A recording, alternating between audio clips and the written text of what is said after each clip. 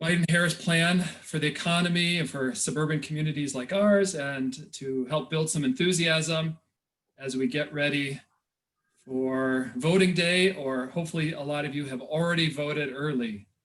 Thank you so much. And I'm so glad that we had Takas join to help warm us up and introduce Governor McAuliffe.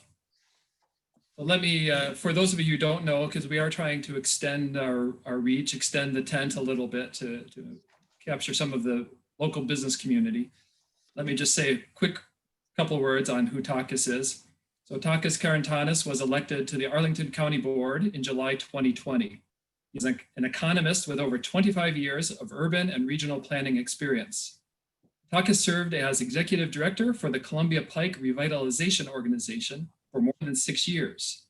In that capacity, he worked closely with Arlington County officials and several advisory commissions, most notably planning, housing, and economic development. As a dedicated proponent of public transit, Takas is also a member of the County Managers Transit Advisory Commission. Takas, thank you so much for being here. I'll turn it to you.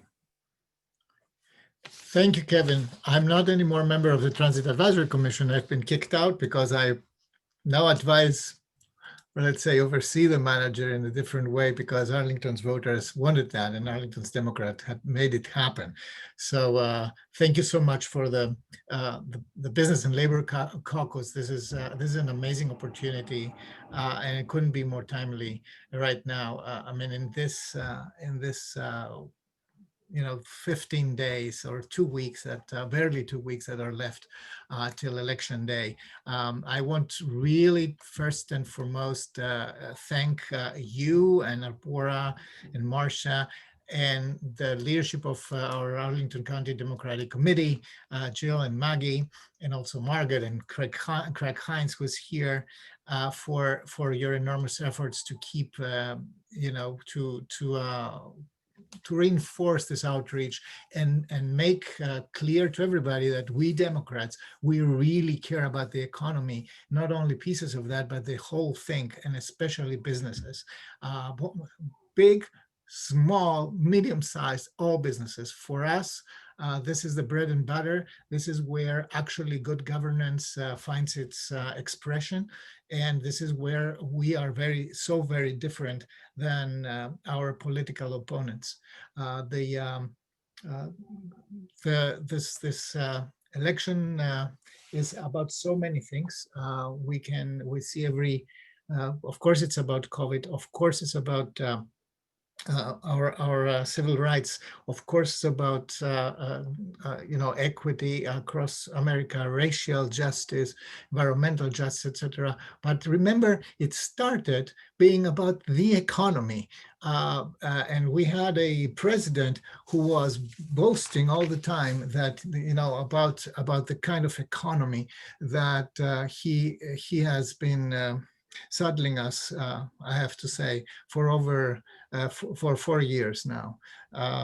This is really something we will talk here, and I look forward to welcome Governor McAuliffe. Now, I see here that I have also some elected officials. Parisa Degani-Tafte is with us, our Commonwealth's attorney, barely a year in office, and I invite you to receive her newsletters, because you will see how much work is being done and how much of a difference it makes. I believe, I can't see here, is our delegate Rip Sullivan, our chair of our House Democrat Caucus in Virginia. Is he with us? Because I cannot see all participants. Now I can. But we expect him to participate, and also Ingrid Moroy, who is our Commissioner of Revenue. Do I see her here? Is she here? Yes, great. So I welcome them, and if I forgot or I don't see somebody, I apologize for that. Please let me know, because it's important to know that everybody right now is campaigning to get Joe Biden elected President of the United States of America.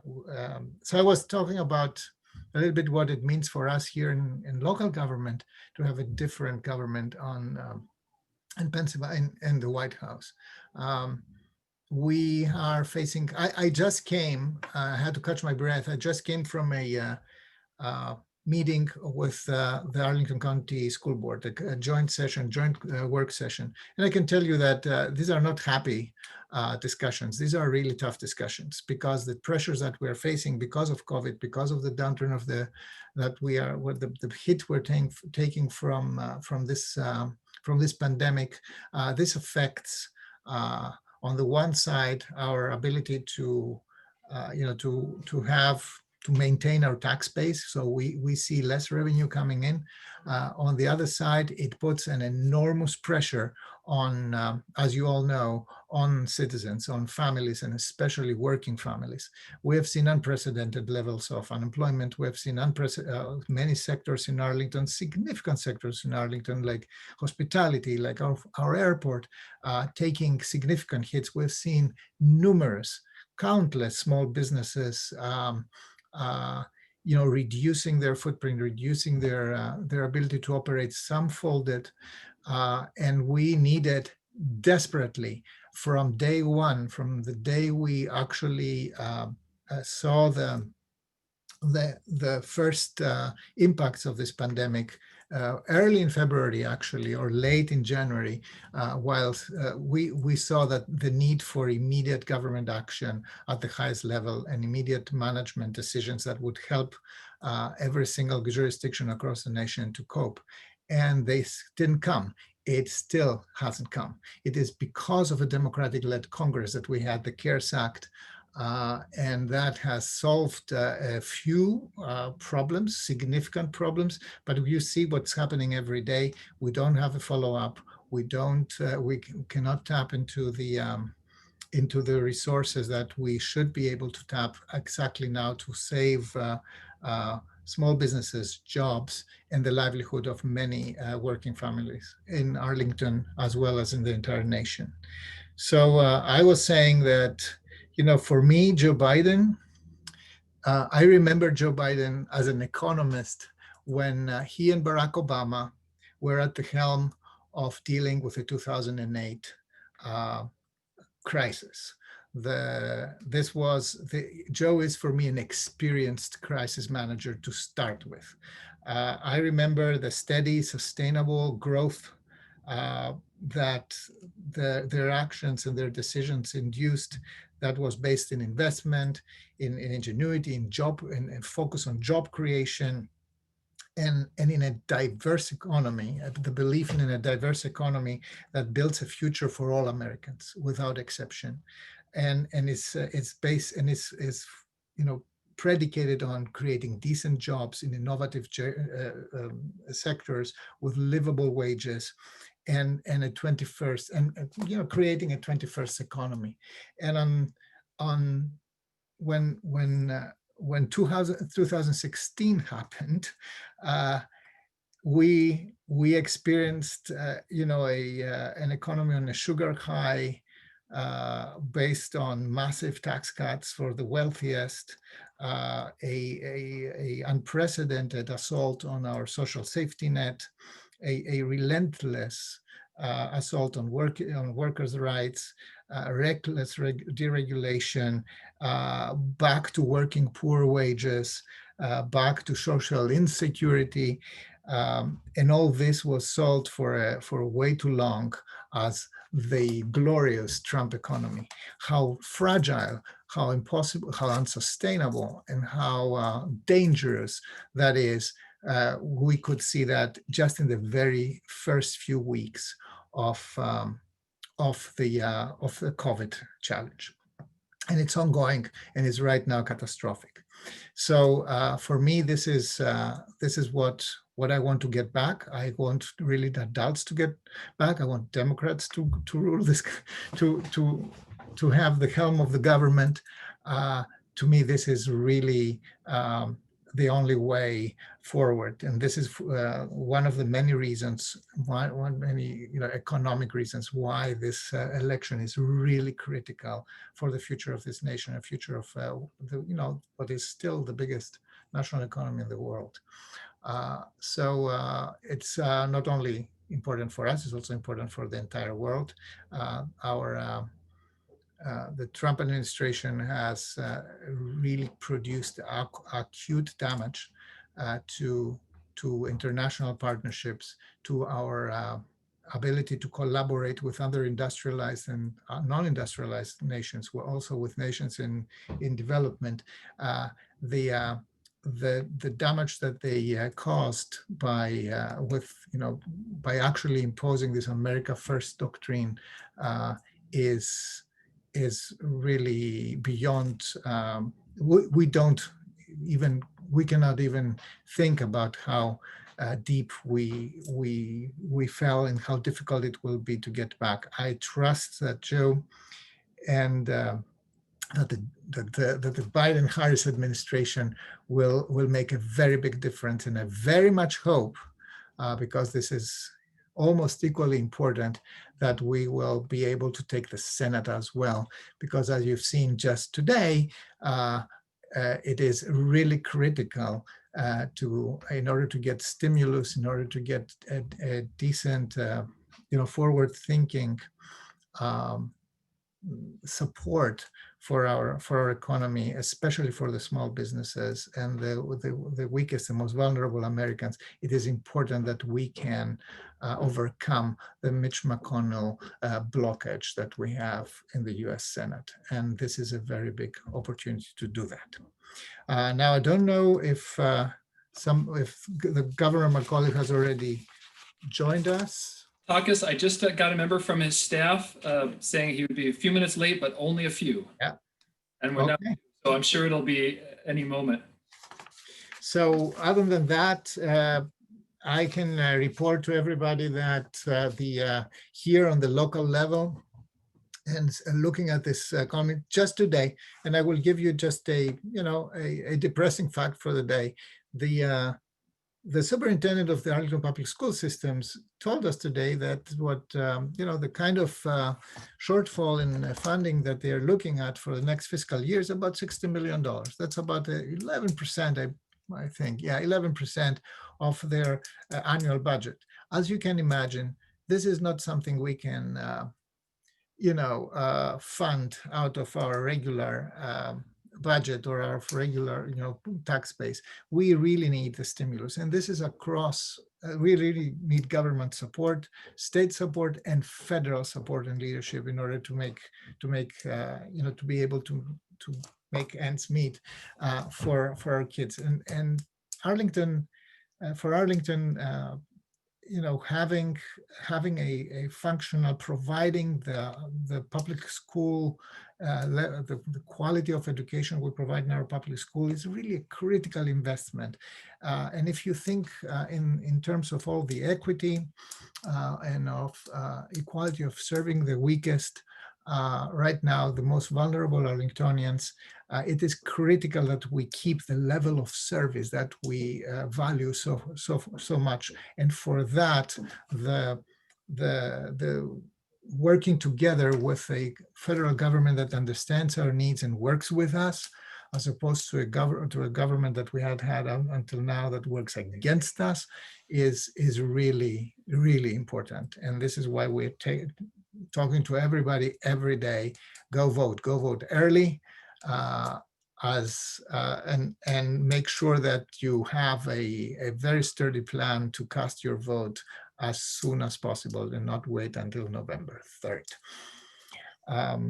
So, I think here's I think the governor's joined. Yes. Hey, everybody. Hey, Governor, how are you? The best. Which state are you now jumping in from? I've been all over. Iowa. Iowa, great. Governor, I remember the first time I met you, quote unquote, you were campaigning in Alexandria in a primary, and it was in the torpedo factory, and you spent about half an hour talking about three things: jobs, jobs, and jobs. Yep. This was absolutely amazing. It was one of the best primary events that I ever had, and I understood that better later when you were elected in 2013 as the 72nd governor of our great Commonwealth of Virginia. So I was impressed by how you focused exactly on these three things: jobs, jobs, and jobs. How you invested in the welfare and the quality of life of all Virginians, and you made the economic opportunity attainable for all of them. And that wasn't that there was a really a before and after Governor McAuliffe on this. You created more than 200,000 jobs. I have it here in Virginia, and you negotiated more than 1,100 economic development deals worth $20 billion, which is an amazing increase from an order of magnitude increase from previous administration.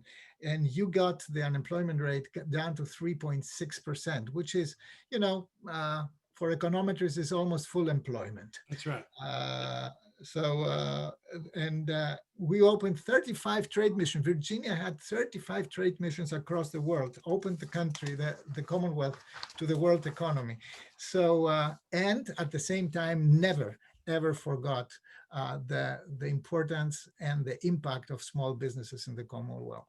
So I welcome you. I am very proud to call you still our governor of Virginia, and one of the best surrogates for Joe Biden right now, I've heard, especially on economic issues.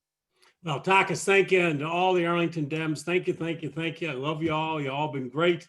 You are the backbone of the party in this state. You're there, you knock on the doors, you make the phone calls. I saw your early vote numbers. You're up about 81% over 2016. Congratulations on that. Before I talk the business part, I'll just say, I think things look great. We're in great shape here in Virginia. We've had 1.6 million vote compared to 538,000 for all of 2016. So we're up about 197%. We're not taking anything for granted. We are on TV. We just started a whole new series of ads, Biden ads here in the state. We've just went up with Spanish ads for Kamala on her bio. We're all over the state with rotation. We've got 110 staff been on the ground now, compared to Trump, who's not running any TV here in the Commonwealth of Virginia, and he has no staff. So, but we can't take anything for granted. We got to keep working hard. What I'm really excited about, obviously, electing Joe and Kamala, getting Mark reelected, but we have a real shot here, folks. When I became governor, we had 8 Republicans and 3 Democrats in our congressional delegation. When we finish up on November 3rd this year, we are going to have 8 Democrats and 3 Republicans. It's going to just flip. Elaine's going to get reelected. Abigail's going to get reelected. And I'm very confident that Dr. Cameron Webb is going to win the 5th congressional district. He's had 5 polls and he's been up in every one of them. This is a big, big race for us. And why this is important, obviously, you know why. But when we get into redistricting next year in 2021, to have 8 members putting that map together strengthens us for the next 10 years. So I'm excited. Nationally, Biden, we're doing great. We've got 6 key core battleground states. I see Biden's data. We're ahead in every single one of them. We're up pretty well in Michigan, Wisconsin, and Pennsylvania, but we're up 3-4 in North Carolina, Florida, and Arizona. It's exciting. Turnout is up all over the country. We're going to win this thing, but we got to keep working hard. Trump is out of money. We got 4 times the ads up that he does in the battleground states. This has never happened to our party before, folks. I mean, it's really in good position. So we just got to keep driving it. And the map has expanded greatly, as you probably know. Ohio, we're up there. We're up a couple in Georgia. We're down 1 in Texas, believe it or not. So we are on TV now in Texas, and Trump is not. So that's big for us. I think the Senate, we're going to win the Senate. If we lose Alabama, we got to win 4. We got Arizona, we got Colorado, Maine, and North Carolina. But the Senate map, we're up 3 in Iowa. We're up in Alaska. We've got 2 in Georgia. Steve Bullock has just gone up 1 in Montana. So we're somewhere from 4 to 8 in the Senate, and then we'll pick up seats in the House. So it's all good. Thank you. We just got to keep driving it and working for the next week and a half, and it's going to be a fun night on November 3rd. Watch Florida. They report early. And if we win Florida, Trump can't get 270 electoral votes. And Florida starts counting absentees 22 days before. So when they report, it's both in person and mail. I don't want Trump doing all this crazy stuff where I declare victory election night and 100 million ballots in the post office, all that stuff. So it feels good. We then do Florida. If we can then pick up North Carolina, then Virginia, it's time to open some beers. But we'll wait till then. We'll keep running like we're 20 down. But Takas, you talked about the economy. And this is what, and I've talked to Joe Biden a lot about this. I've known Joe forever. He was great to us when I was governor. How do you rebuild this economy? And it's going to be tough. I mean, let's be clear. COVID has had a devastating effect on the economy in this country and here in Virginia. And the challenge is, how do you rebuild an economy? I think this is a great opportunity. I think we now have an opportunity to build an economy that is all inclusive, one that everybody gets lifted up in, giving gig workers healthcare. I mean, there's so many things that we need to do because millions of the jobs that are gone, they're not coming back. It's a different economy. And then how do you build the small businesses? Something as governor I worked on every single day. The reason, Takas, I did what I had to do, I walked into office, our economy was on its back, and we had a record deficit. We put $1 billion into education, rebuilt our education system here. I recruited all these companies because we had a great education system, but we always focused on small business. The SWAM business, as you know, I did executive orders to make sure at least 42%. It had been down like 42% of all the state discretionary money went to SWAM businesses, which was really so important for us to do that. I think my last year in office, we had it up in the 50s, but helping these businesses grow, and that is the key because it's the bedrock, especially in Northern Virginia, of our economic. So the big challenge for us, all of us folks, is how to rebuild this Virginia economy. And we did it in 2014 when I took office. Now we're going to have to do it again, and it's going to be a little bit different. And that's investing in the small businesses, redoing our education system. You've all heard me talk about this. Education doesn't work in America the way it needs to. It was built for the Industrial Revolution. We're sending people through school, through K through 12, then many to 4 years, and they're not learning any of the skills to match all the jobs that exist in this country today. We have to tear that structure down, and we need to start doing better things at the K-12 level and 2 years technical training, skill training for all of these jobs that we have available. And then really trying to incentivize small businesses to help small businesses grow. And that's the key. And that is what America's going to have to, Joe Biden's going to have to do, build back better. He's going to do a $2 trillion infrastructure bill in the first 100 days. Broadband, universal broadband to every home in America.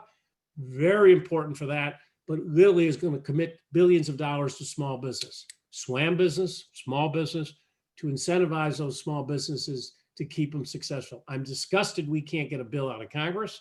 Many of these businesses are not going to make it now, and they're all, Trump and McAuliffe fooling around up there on the Hill.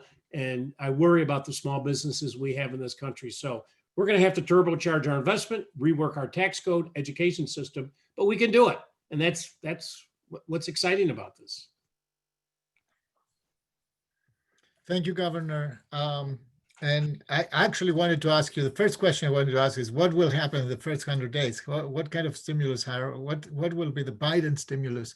And I very much hope, and I said that before, I very much hope that we take the Senate, because this will be really critical for us in order to be able to enact that. So I'm changing a little bit. One question: I should also say it's a $2 trillion infrastructure bill. Mm-hmm. Immigration reform, we hope to get done in the first 100 days. We need immigration reform in this country. Getting us back in the Paris Climate Agreement in the first 100 days. Rolling back the Trump tax cut will be in that first 100 days. I think you'll see electoral reform in the country in the first 100 days. And he's going to go into this. Let me be clear. He wants to work with the Republicans. He's got a lot of great relationships. Mitch McConnell told Barack Obama the day before his inauguration, he basically said, I'm not going to work with you at all. I'm not going to give you anything. Biden's going to go in and want to work with him. But you know what? He'll test them. If they're not going to do it, we're going to have to do it our own way. Question from the audience, Governor. Yes, sir. How will the Biden-Harris administration balance budget priorities and make sure corporations pay their full share? Yeah, and I've talked to Joe about this too. I mean, I've always advocated that we should have a minimum tax on corporations. We have it on individuals in this country today. But it just is ridiculous that, let's take Amazon, who I love dearly. I wrote the bid to bring them here. And I know Jeff Bezos. Jeff Bezos is worth $267 billion. Really? And yet they pay no taxes. So they get all the benefits of this great country. I don't mean to just talk about Amazon. I could talk about all the other businesses here. We need to have some type of minimum tax. Every corporation in America needs to pay something. It is not fair the way the system that we have today. So I think you're going to look something around those lines, and every corporation is going to have to pay something. And because we do it as individuals, we have the alternative minimum tax. We need the same thing for corporations. Thank you, Governor. We have some business people here. I think Kevin. Yes. Yes, hello. So I have the pleasure of introducing one of our small business owners, Arlington minority owned business.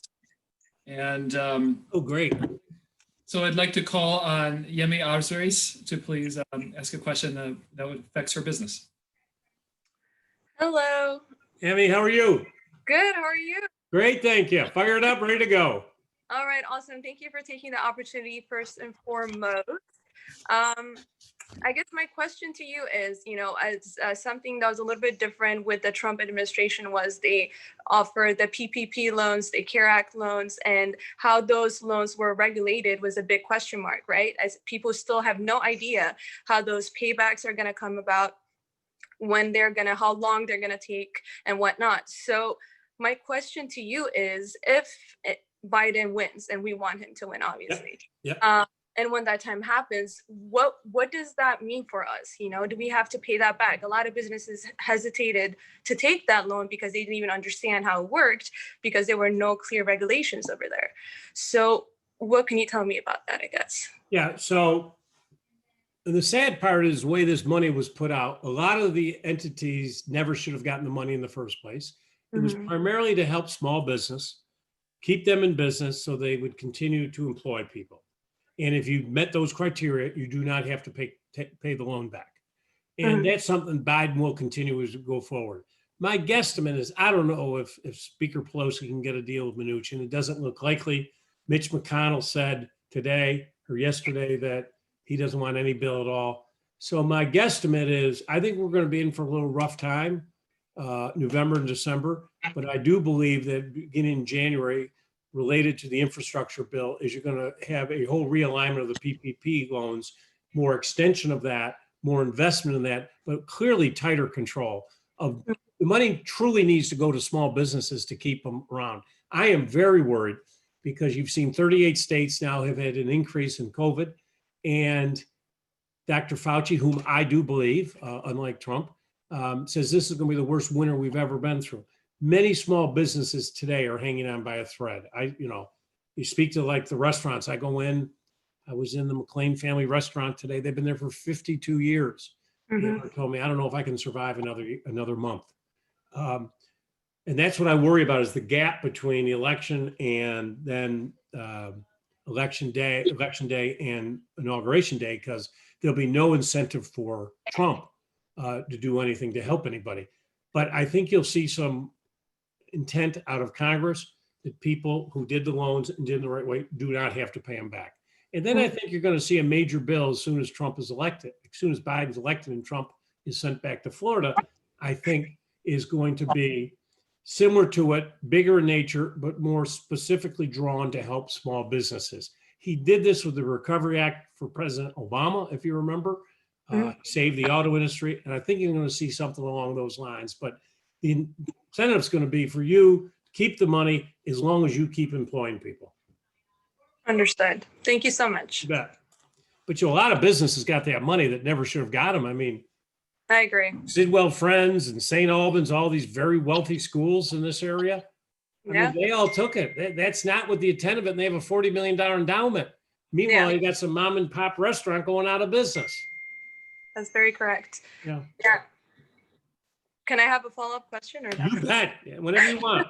All right, wonderful. I guess my follow-up question to you is, do you think when Biden gets elected and whatever loan programs they might have for us down the line, is that going to be similar to the PPP in a sense that if we keep people employed and, a portion of that goes towards that, do we have to pay that back? Because I think that's what a lot of people are wondering, because a lot of people use that money not necessarily to keep their employees because they can't afford to keep them. They probably paid their rent with it. And so a lot of that fear is, now I have to pay all this money back. My landlord might have deferred some of my rent and I have to pay them back when 2021 comes around. So all these bills are kind of piling up at the same time, which kind of touches on what you're saying. It's very scary for a lot of us. So yeah, that's a good question. So as we go forward, the original intent was for no one to be fired, to keep people on the payroll.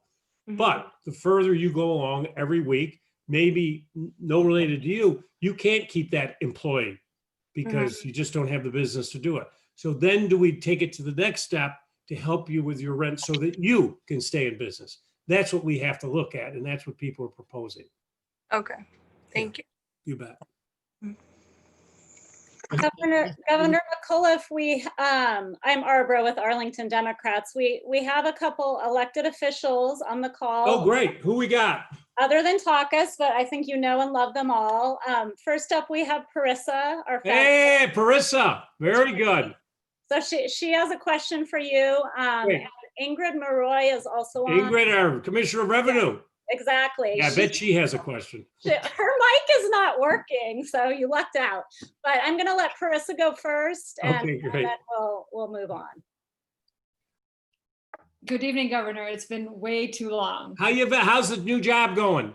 It's going fantastic. You told me to shake some tables, and I like it. Yeah, I saw they tried to fool with you, some of the judges. I read some of that stuff. Did we get that resolved? It's still pending in the Supreme Court of Virginia, but the governor today signed a bill that addresses a large part of the issue, which is that when the prosecutor and the defense agree on a dismissal, the court shall grant it. Good. I love that. So the legislature came through and the governor came through. So we're moving forward. That's a good shot at them. Good. I like that. That's my kind of action.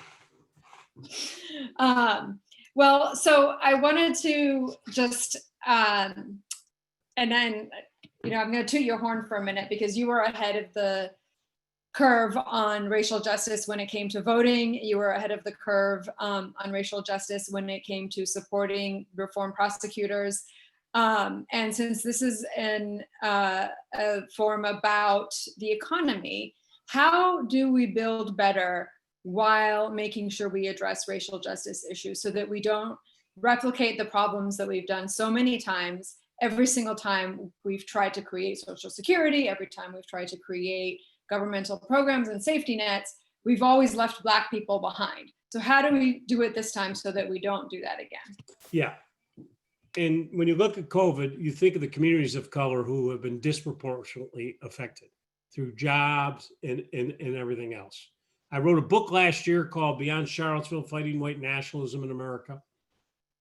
And this is a big, broader topic. We could spend all day on this, but we still have a racist criminal justice system. We still have racism in our education system, in our healthcare, and our housing. So I think this is a time, Parissa, where at the federal level and us at the state as well, need to lean in to deal with these racial disparities. I think education is one of the biggest places. I mean, you look at schools in Norfolk and Petersburg and Richmond, you can't get the same quality teachers. They aren't the same facilities. If we don't fix that and invest in those schools, then those children are not going to have the same opportunities that many of the children in other parts, a lot of them in Northern Virginia, would actually be able to get done.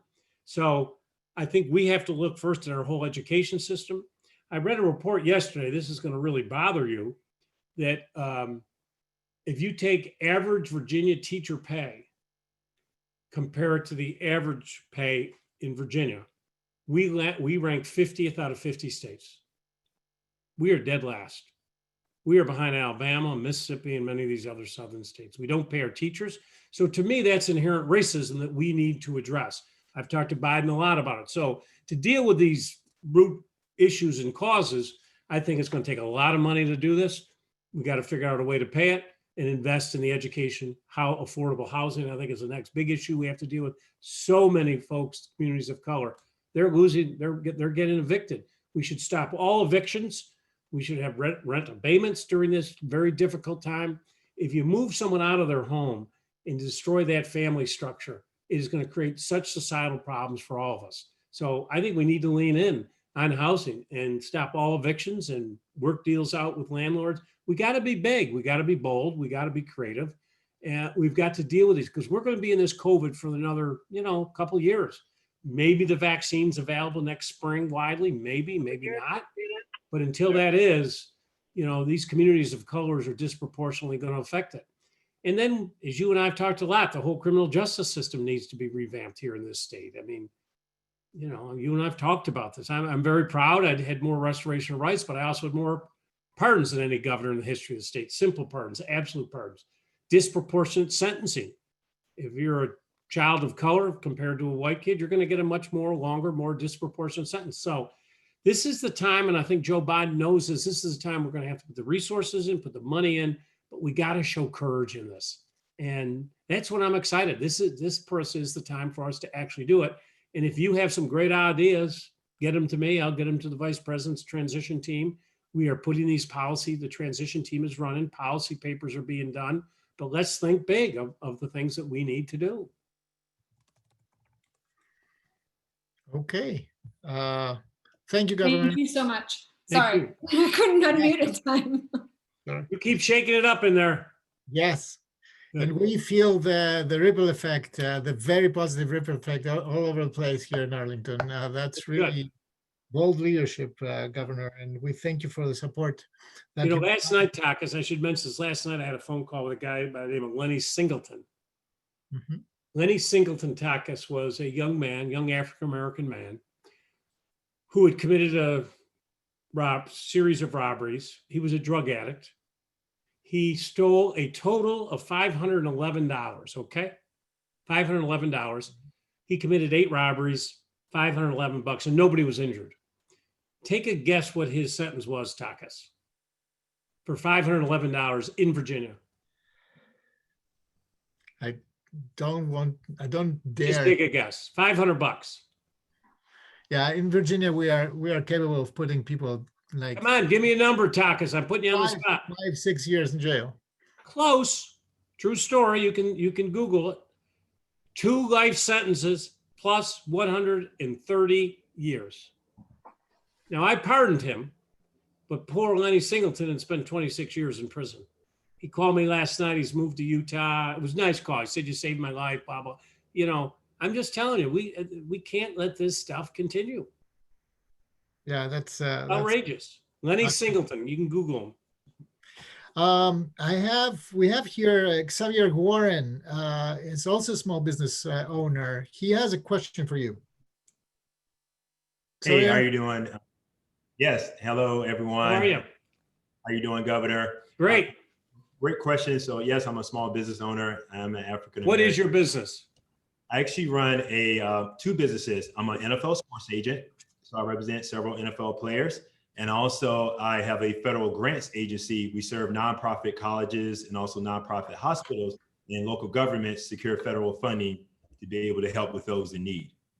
Tell me how your colleges are doing today. They have got to be hurting. They're hurting. Enrollment is down. I serve several community colleges, several minority serving institutions. Yeah. I serve a HSI as well, and some universities, but enrollment's down. They're scrambling to try to figure out what's going on with distance learning. A lot of school districts are losing money because parents have pulled their students and went to other districts because of in-person learning. So it's very unilateral across the board in schools. So that actually is a good segue to my question. Knowing what's going on with justice, education, and as a small business owner myself, small businesses are getting killed, businesses are closing, and hundreds of thousands of Virginians are out of work. My question is, obviously, what would help is getting people back to work, focusing on jobs, getting money in people's pockets. But how do we are in the middle of a pandemic, where's the balance as in controlling the pandemic, but allowing people to be able to earn a living for themselves. I just want to just hear your thoughts and you had that discussion with Vice President Biden. Yeah. And listen, he's going to go into office, let's be clear, with the debt of the United States of America at $30 trillion, 106% of the GDP. Now, I would tell you this, Republicans have ceded all fiscal responsibility because, they always talked a good game, and they have now, the Trump tax cut alone, $2 trillion for, so we're going to have to deal with the debt at some point. So the key to your question is, where do we come up with resources? So obviously he's going to change the tax code. Nobody who makes under $400,000 is going to pay more taxes. If you're at the top bracket, you are going to pay more. Corporations are now going to pay more. We're going to raise the capital gains tax and personal income on the wealthy. And we've got to take that money and then reinvest it in the economy. I keep arguing with the vice president, we need to invest it in the education system because we do have jobs open, but they're not trained for the skills to match the jobs that exist. And that is the real big challenge. We can create a lot of jobs, but we got to have a skilled workforce. I mean, you're in Northern Virginia. I wrote the bid for Amazon and they're going to be 37,000 jobs. The average salary is $125,000. Well, we better do a better job, Xavier, of making sure that we're training people through our education system to have the skills that match. So I think targeted investments from the federal government to make sure that we have technical training, career training that goes on, especially for the community college. I think the community colleges are our sweet spots. I have always felt that. 2-year degrees. When I left office, I had 48,000 cyber jobs open, starting pay $88,000. You just need a 2-year degree. So I think the opportunities for us is we can create the jobs. That's not the issue. The real challenge, Xavier, is making sure that we have an education system that's teaching the skills to match all those jobs that exist in the country today. But Biden is going to have to invest. We know we're going to have to put trillions of dollars. We're going to have to spend it, but it will be money that will come targeted for small business, targeted for education, a $2 trillion infrastructure that's going to put millions of people back to work. He's going to make sure that all the federal government discretionary spending is Build Back Better, that it's built or spent here in America. So I think he's going to really juice it up and really turbocharge the economy here. We have to do it. But I keep going back to my main point. We need some thoughtful minds on this process of education. We just can't do it the way we're doing it today. And free college for everybody makes under $400,000 a year. Community colleges free for everybody. That's how we begin to change it and get the economy back working again. But a lot of these jobs, I'll say it the last time, the old jobs are not coming back. I would advise you, Xavier, don't be telling your educational institutions, don't be recommending commercial real estate right now. I mean, that's going to be a tough business because people are working at home now. I mean, I read in the paper, REI just built this gigantic, massive new headquarters in Seattle. They announced today they're not going to move in. Businesses are just not doing it. So, it's going to be a lot more gig employees. That's okay. We need to make sure the gig employees got health coverage. And you know what? We ought to pay for retraining. And, that's what I think is the future of the country. That's the future of what we got to do here in Virginia as well. Thank you, Governor. Right.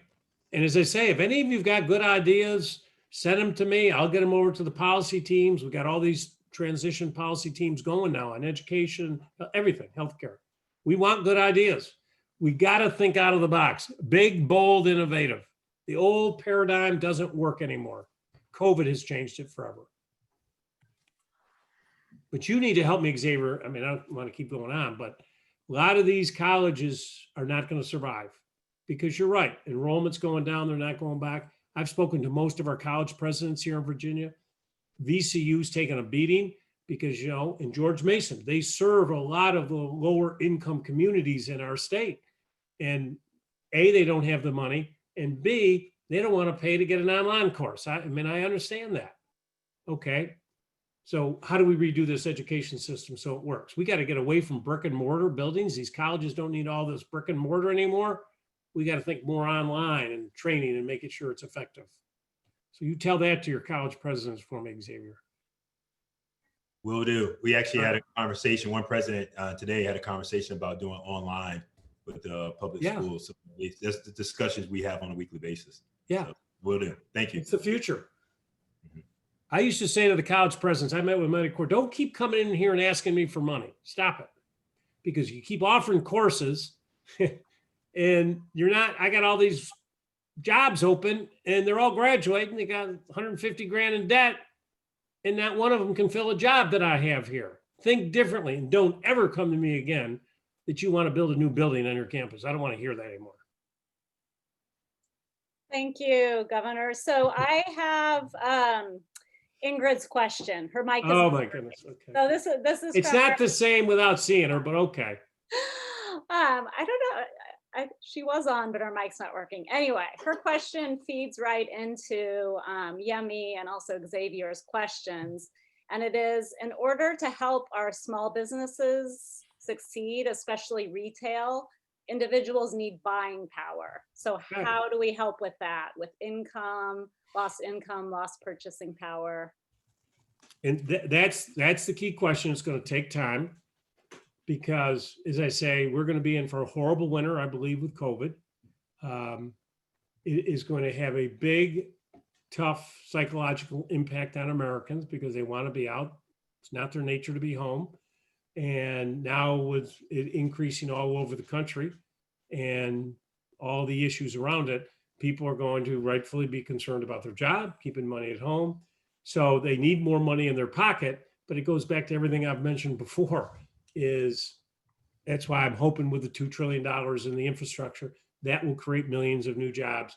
We've got to have the federal government at the forefront of job creation in this country. And it's like what we've had in the past during the Depression and other times. We've got to get people back to work. And I think with Biden, he's going to invest in those areas where the federal government will take the front. And then for small businesses, there's a lot of things we can do on tax abatement, give a couple year break. We're going to have to do that for small businesses. Rent abatements, people going to, federal government's going to have to work it out with landlords.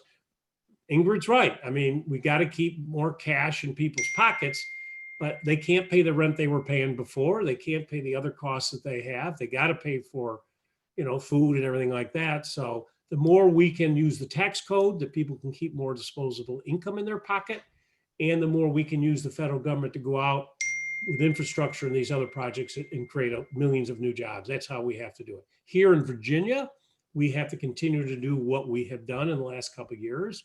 I mean, we have plenty of jobs now. I mean, because of Amazon and, I negotiated, I'm the one who brought Nestle Corporation to Northern Virginia, thousands of new high paying jobs. We're bringing them in. But as you can tell, a little fear in my voice is we've got to fix the education system, because if we can't provide the workforce, then they're going to go somewhere else. And that's the challenge. But we're better than most places. I mean, look at all the business. I mean, I was as Taka said, 200,000 new jobs. We're at 20 billion in new capital. Much of that 20 billion that I brought in, that's still working through the system, permitting process and so forth. So we are, compared to other states, we're in great shape. I'd rather be Virginia than anywhere else, but we can't rest on it. We've got to build on it. And the challenge you have in Arlington is, affordable housing. I mean, that's the thing you have to tackle. All of you in local office with state and federal, these folks can't afford to live and they got to drive 2 hours. That is not fair. So let's think about, why is it so expensive to go through permitting and zoning? Let's think out of the box a little bit. Let's build some more affordable housing in Arlington.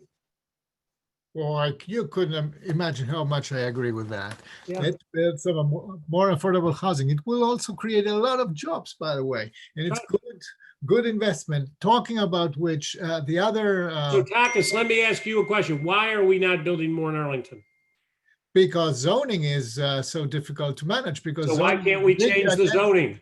Well, this is why Arlingtonians voted people like me to change the zoning and make it happen, and but also to make sure that we appropriate the proper funds, that we structure it right, and we keep the momentum going. It has to be sustainable as well. So it's complex. But it's what we Democrats are hired to do, to find solutions to these problems together with. My point to you, Takis, with COVID, for every area, this gives us a unique opportunity to think differently and out of the box. It's not the same anymore. And we just can't use the old arguments. I absolutely agree. No question about that. And we're fighting on that. Another front of enormous possibilities of job creation and very creating a new economy for the 21st century, and at the same time addressing a very big problem. The number one crisis in my opinion is climate change. Josh Kaplovitz is with us, Great. and he wanted to talk about and ask questions about this. Great. Hi, Governor. It's great to see you again. Josh, how are you? Yeah, I'm doing great. So in addition to my volunteer work with the Arlington Dems with our Blue Families Initiative, in my day job, I work in the offshore wind industry and spent 5 years at the Department of Interior before that. And so, you know, my question is, and one of the other things I've been doing is working in offshore wind for Biden policy group. And I'd like to send you the policy paper that we've been working hard on. But I wanted to kind of ask you directly about offshore wind and clean energy, clean energy generally. What do you think the Biden administration should be doing to get to 100% renewables by 2035 while creating jobs? And there was a question in the chat that I'll just kind of piggyback on, which is, when we create those jobs, how can we bring labor to the table and make sure that that many of those jobs are also good union jobs? Yeah. So clearly when I ran, I talked about cyber, data, unmanned systems. We became the #1 state for all three of those. I pushed hard on renewables. As you know, I negotiated the offshore deal before I left office, the largest in the history of the United States of America, off Virginia Beach. I also did the largest solar field in the entire East Coast in Accomack County with Amazon. We made great progress. I did have a very hostile legislature who did not feel the same way I did. As you know, I had to use executive authority to put Virginia and Reggie. They would not do it. But, that's all passed now. We got a great Democratic legislature, governor. We got, we're in a different place. So I think we have the opportunity to lead the country on this. We already have the largest utility scale offshore wind in the country. We ought to build on it. We have that deep port. I have always advocated that China's building most of these solar panels. Why do we not build the panels in America for the turbines, the blades, the poles for our wind farms? This should all be built in America. And we have no excuse in Virginia because we have the port. And we have the land down there. I was a little angry the other day. I was angry to myself. I read the Wall Street Journal. New Jersey has just taken a huge plot of land next to their port. I'm sure you read that. And they're building wind turbine manufacturing here in America. Well, why the heck is that not built here in Virginia? So that's just me venting. I apologize. I always hate it when I see another state lead in that. So I think, and those are all great union jobs, all of them. And we have, the shipyard. We build every aircraft carrier in American history is built in Virginia. So we have the whole infrastructure. So you're right. That should be the next big step. Biden is all over this, of course. Very practical with the money that we have to invest and need to do it. It's millions and millions of new jobs. I just would hope Virginia could sort of be the epicenter. We ought to be the incubator for what Biden wants to do nationally, because as I say, we are right here. We have all those assets. And we can lead the way. I mean, we've made great progress. I think we went from, oh, goodness gracious, when I went in, we had, 12, 17 megawatts. And, I took it up by 1,000%. But, we got so much more to do. We've got offshore. We've got solar capacity here. We have it all. And I always made this argument when I would go to Southwest Virginia. And it's culture. I understand it. Their father worked in the coal mine. I understand that. But the point is, I would always make is, I can get a new job for you here in renewable space, being very respectful of their cultural heritage, which you have to. I understand that. But I can get you safer and a better paying job. And it's interesting because Virginia, is a coal state. We're one of the produce coal. But let's say we got 4.5 million workers in Virginia out of 8.5 million people. Out of 4.5 million, how many do you think work in the coal business? Very few. Yeah, 1,116.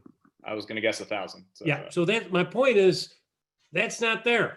How do you rebuild? And it's all in the renewable space. So I'm glad you asked that, because I think this is one of the greatest opportunities we have. But, we got to be bold. Yep. I don't want to see New Jersey built having the manufacturing up there. They ought to be built right down there in Craney Island. Well, I appreciate that, and the only thing I'd add to that is yet another thing that Donald Trump is screwing up is he's because the federal government is the landlord for all these That's right. all these offshore wind projects. He's trying to ruin the industry by holding up all the permits. So that's one thing that the Biden administration can do right away is get those permits moving, issue more leases off of Virginia and other states. So Josh, we've got about 90 days of this insanity left. Yep. Honestly. And he'd be all for this, the military are for it. Always the issue we had, as you know, in Virginia Beach, because we have the largest naval base in the world, it was the military. They're fine with all this. Mm-hmm. They're fine. So, we have the assets. We have more than any other state. We should be leading the country in this. I tried as much as I could as governor with executive authority, because my legislature, they didn't believe in any of this. But now they're gone. And now we have Democrats, and they do believe. But this is the kind of stuff that I get out of bed for. It gets me jacked up. Well, I appreciate that, and I'd love to send you that policy paper and Please. off your ear off. Yeah. At your convenience. Great, thanks. Appreciate it. Thank you so much, Governor. I know that you have a next engagement around this time, so we are probably have to wrap up. We've got Falls City next, and then we've got Norfolk. Oh, great. 16 Zooms today. Yeah, whatever it takes for whatever it takes. Sleep when you're dead, Takas. And we are going to do our part and hold our part of the bargain here and work hard to get all these votes in as soon as possible. It has been a great pleasure and honor to see you again here in our Zoom room. Thanks for everything you're doing. We will keep in touch because this is. Let you and I follow up, Takas, honestly, on this affordable housing piece. I would love to. We really got to do something about this. Yes. All right. Thank you. Love Arlington. You're the best. Thanks, Governor. Thanks, Takas. Thanks, everybody. Send me the work. I'd like to read it. We'll get it done. I'll get it in the policy team's hands. All right, so who should we send it to, Jake? Send it to Jake. Okay. Great. All right. And Chris Bowling, Chris, the state director, he runs my PAC. So either one of those two. Great. Thank you. Yes. Great. Or Jake, I think Jake's on the call with us, isn't he? I don't know. Yeah, send it to Jake. Keep it all centralized. Great. Yep, I'm here. I'll take care of it. How come we can't see you? You never show your face. I have all of your books behind me, Governor. I'm busy reading all of your great work. Yeah. All right. Thank you. All right. Thanks, everybody. Thank you. Bye-bye.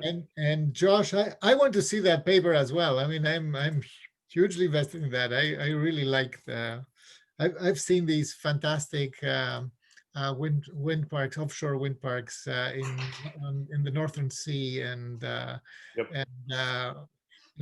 these are colossal turbines. They really power entire countries by now, and they're very reliable and great installations. Unfortunately, we didn't get to everybody's question here. This was a lot, and the governor was in a hurry. To get the next Zoom. We are continuing. The discussion goes on to build an administration that will pull us out of the mess we are currently in, where the majority of Americans are in. So I look forward to see everybody at the polls. Who has not voted yet? You're being called. That's excellent. That's excellent. It embarrasses me because I haven't voted yet. I left it for Friday. So that's great. That's important to make everybody votes. Yemi, by the way, about the PPP loans and the forgiveness routine for them, it's really complicated because they made it to be complicated. Reach out to me. I can tell you a couple of things. I'm working with people who are, I'm processing this kind of forgiveness applications as well. So I can tell you, maybe I will be able to help you with that. as well. If anybody has any problem with these things, I can tell you a couple of things. Thank you. So with all this, Arbora, Kevin, thank you so much for organizing that. Thank you everybody for being here and sharing that with us. I saw also Mary Detweiler. Thank you for coming today, and thank you for being such a stalwart, working the polls every single day, I can imagine right now. So that's amazing. I see Ali Carruthers, I see Itzi Taveras, Patrick Bogenberger was here. Margot Horner, I saw her. Everybody, thank you so much. And I just Go vote. I just put it in the chat, but since the governor's soliciting our policy proposals, go ahead and email businessandlabor@arlingtondemocrats.org, and we will get them to his team, to Jake, who's on his team. Maybe just flag what it's a proposal for in the subject line. Yeah, never forget that here in Northern Virginia, we have a really important leverage into the shaping of economic policies of the next administration. Remember that Don Beyer is also very deeply involved with that. So this is and Mark Warner. So there is a real Virginia, muscle there. So in shaping the next administration's political preferences and economic policies, I think it's a double opportunity for us. Don would move to the top of joint economic. Yeah. Not be chair, he'd be chair, I think, the next session, assuming they hold on. Yes, that would be actually fantastic, because Don is one of those who really know and believe and have a structured opinion about how an effective stimulus should look like, about these, how infrastructure stimulus works, about how social support stimulus work, what the tensions are to get that, like Parisa mentioned, get the racial equity right, to build a new country, basically, after the destruction. So that I really am very, very optimistic about that. So thank you, everybody. Enjoy a peaceful night, and tomorrow it's another day at the polls. They open at 9 a.m. right, at the satellite locations. Tell everybody to go vote, please, please, please. Thank you, Takis. Good night, everybody. Thank you.